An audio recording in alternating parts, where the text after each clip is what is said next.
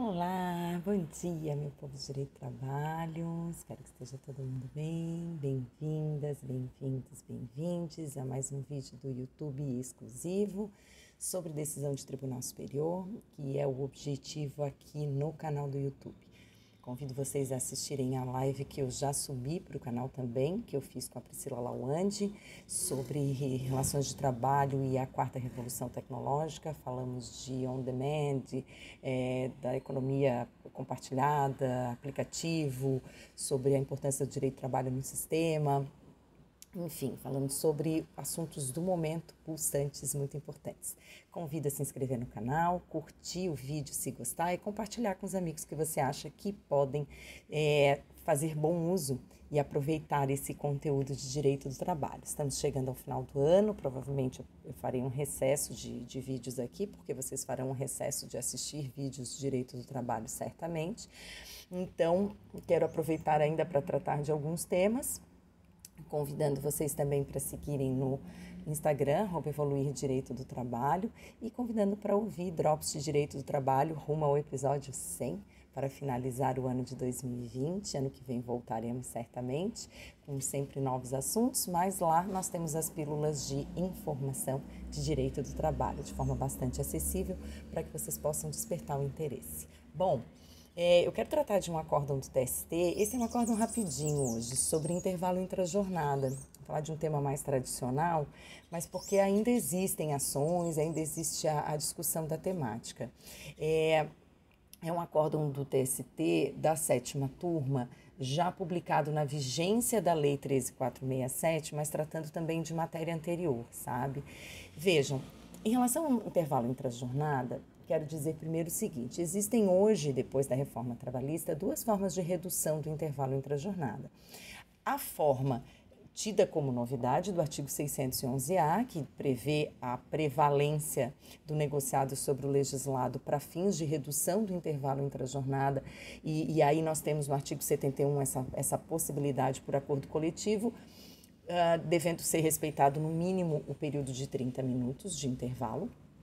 E nós continuamos tendo, na verdade, a previsão do artigo 71, parágrafo 3º da CLT, porque isso não foi revogado, de redução mediante autorização por portaria da Secretaria do Trabalho, então Ministério do Trabalho, após verificadas as condições de refeitório e tudo mais.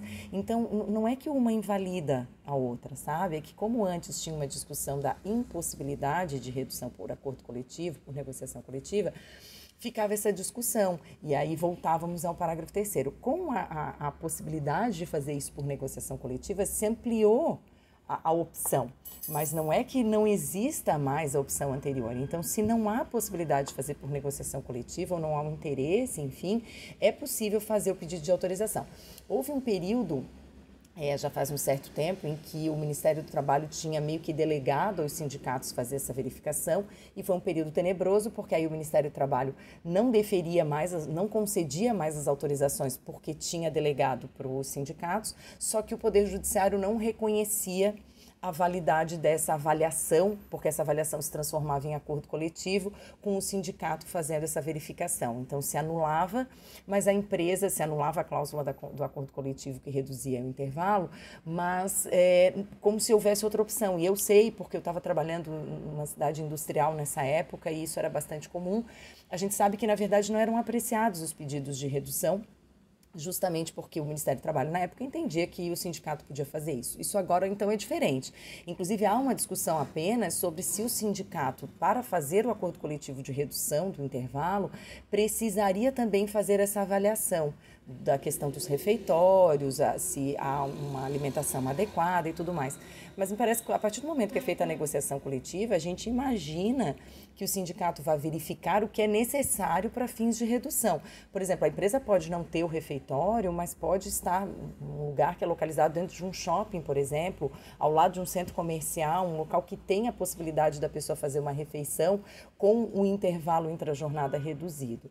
E nós sempre falamos da vantagem, eu já falei isso várias vezes, falo isso em aula, das vantagens para quem pode e tem interesse em fazer a redução do intervalo, que é a jornada encerrar mais cedo. Então, às vezes, até coincide com o horário de ônibus, menos trânsito para ir embora.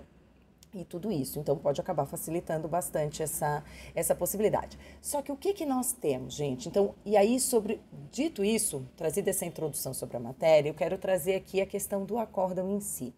A decisão diz o seguinte: esta Corte possui entendimento pacífico de que, uma vez observado o disposto no artigo 71, parágrafo 3º da CLT, que é ter essa autorização para redução, não há se falar em aplicação da súmula 437 do TST, sendo possível, portanto, a redução do intervalo mínimo intra-jornada. A súmula 437, como vocês sabem, é aquela súmula que estabelece que, se não for, que não pode fazer por acordo coletivo, ou seja, ela está superada, pelo menos nesse aspecto. Também está superada no aspecto que determina o pagamento do período integral de intervalo e não só do período suprimido. Eu sempre tive muitas ressalvas a essa súmula, mas ela estava aí, né? Mas eu sempre tive muitas ressalvas, demorei muito para aplicar. Quando eu comecei a aplicar, mudou a legislação. Mas então assim, se a pessoa tem direito a 1 hora de intervalo e a negociação coletiva passasse para 30 minutos, ainda assim, como não podia fazer por negociação coletiva, era devido o pagamento de 1 hora de intervalo e não só dos 30 minutos remanescentes. Hoje, a mudança no artigo 71 já estabelece que vão ser devidos só os minutos remanescentes em caso de invalidação dessa redução do intervalo ou em caso de não concessão do intervalo. Então, são coisas diferentes, que também é uma coisa que é importante estudar. Uma coisa é o trabalhador ter no seu contrato a previsão de 1 hora de intervalo, e só lhe ser permitido fazer 30 minutos. Os outros 30 minutos, ele trabalha. E se isso fizer com que a jornada dele passe de 8 horas, ele teve supressão de intervalo, ainda que parcial, e horas extras. Tem toda uma discussão se isso caracterizaria bis in idem ou não, se são 2 pedidos diferentes, e isso é muito importante porque o intervalo intra-jornada suprimido, o valor a ser pago é do período remanescente, com um adicional de 50%, sem reflexos, é uma verba indenizatória. E se for considerado como horas extras, como era pela súmula 437, portanto, os pedidos até novembro de 2017 ainda são assim, gente, ainda tem gente para receber nos termos da súmula 437, ou seja, antes da entrada em vigor da Lei 13.467 da Reforma Trabalhista, até então, a verba, então, a partir da súmula 437 foi considerada salarial. Então, na prática, naquela época, não fazia diferença se você estava falando de redução de intervalo, pagamento do intervalo ou pagamento de hora extra, porque o efeito era o mesmo. Agora não mais. Então, agora é importante voltar a falar sobre isso, sobre quando o intervalo é reduzido por uma negociação coletiva ou por autorização da Secretaria do Trabalho especializada, e aí com isso a pessoa vai embora mais cedo, então ela não fica com aquele tempo disponível para o empregador, ela simplesmente vai embora mais cedo, só que ela tinha que ter intervalo de 1 hora por alguma questão específica, como nós vamos ver nesse acórdão, e existe aquele que tinha que conceder 1 hora, não tem autorização para conceder menos, concede menos, ou seja, viola o contrato e viola a lei. E se com isso a pessoa ultrapassar de 8 horas de jornada, ainda tem que se conversar, pelo menos, sobre a questão das horas extras. Se não passar de 8 horas, também já está resolvido. Se não passar da jornada habitual da pessoa, estou falando 8 horas, mas a pessoa pode ter jornada de 7h20, por exemplo, né? Se não passar da sua jornada habitual, da sua jornada contratual, então nós vamos falar unicamente do pagamento do tempo que falta de intervalo com os 50% a título de verba indenizatória. Só que o que se está dizendo aqui é o seguinte: acontece que, no caso, o quadro fático delineado no acórdão regional revela que, não obstante a existência de portaria do Ministério do Trabalho e Emprego autorizando a redução do período de descanso, havia acordo de compensação semanal, o qual pressupõe a ampliação da jornada. Dessa feita, é impossível conceder validade ao procedimento adotado pela Ré, pois descumprido o requisito essencial previsto no artigo 71, parágrafo 3º da CLT. Isso é por quê, gente? Porque, de acordo com o artigo 71, parágrafo 3º da CLT, a redução de jornada só pode ser feita quando não há o regime, quando o trabalhador não está submetido ao regime de prorrogação de horas. Parágrafo 3º. Limite mínimo de 1 hora para repouso ou refeição poderá ser reduzido por ato do Ministro do Trabalho, Indústria e Comércio, quando ouvido o Serviço de Alimentação e Previdência Social, se verificar que o estabelecimento atende integralmente às exigências concernentes à organização dos refeitórios e quando os respectivos empregados não estiverem sob regime de trabalho prorrogado a horas suplementares. E eu já falei sobre isso no podcast, eu acho, isso é objeto das minhas aulas também, no que eu trato desse intervalo, porque, vejam, eu entendo que existe uma diferença entre hora suplementar e hora extra, assim como muitos autores, eu sigo muitos autores que entendem dessa forma. O que isso significa? A hora extra é aquela que não havia extraordinária, ou seja, estamos com muito movimento, vamos precisar que você fique além do horário hoje. Isso é hora extraordinária. Se ocorrer essa necessidade da hora extraordinária, isso não vai invalidar a redução do intervalo. O problema são as horas suplementares como um regime habitual, que na verdade é o que mais acontece com quem quer reduzir a jornada.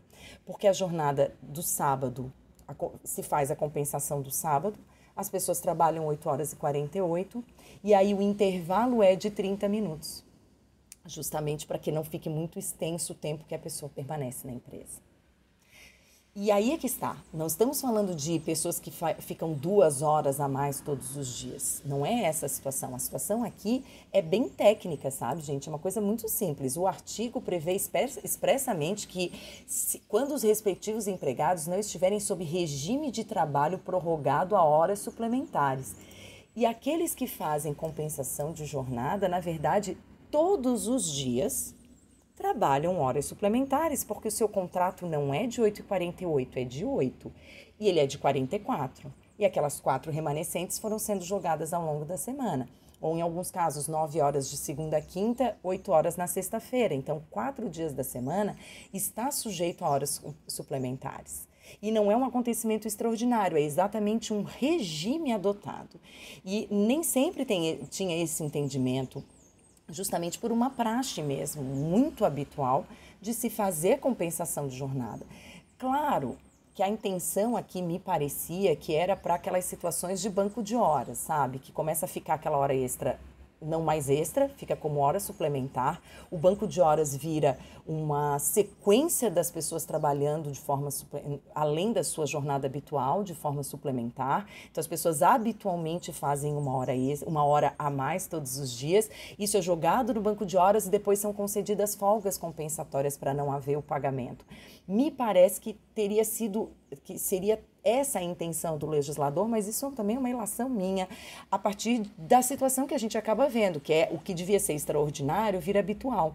Mas esse entendimento da 7ª turma, e é por isso que eu trouxe, porque eu sei que essa é a situação de muitas empresas, tá? Para ficarem atentos à questão de compliance, à questão de prevenção, de cálculo de risco, de gerenciamento de risco mesmo, levar isso para os gestores da empresa, para que fiquem alertas a respeito dessa possibilidade, porque se a gente estivesse falando de redução do intervalo por acordo coletivo, talvez se pudesse até tratar da ideia de colocar no acordo coletivo que, ainda que haja horas suplementares, não há não há invalidação da redução do intervalo, porque o 611-A contempla a possibilidade de prevalência do negociado sobre o legislado em matéria de regime de trabalho, de jornada, e em matéria de intervalo. Então, vejam, respeitados os 30 minutos, sempre, toda a vida, para quem tem direito a 1 hora, obviamente, né, gente? Para quem for 15 minutos, não é essa a discussão. Então, mas vejam, isso aqui é muito importante, porque é uma situação bastante comum, e aí optando por pedir a portaria para redução do intervalo, necessariamente se enquadra no parágrafo 3º do artigo 71, que não é a mesma previsão para a negociação do intervalo. Então, é possível se pensar que na redução do intervalo por negociação coletiva, não se aplicaria essa parte final, ou seja, ainda que as partes sujeitas a trabalho suplementar, isso não invalidaria.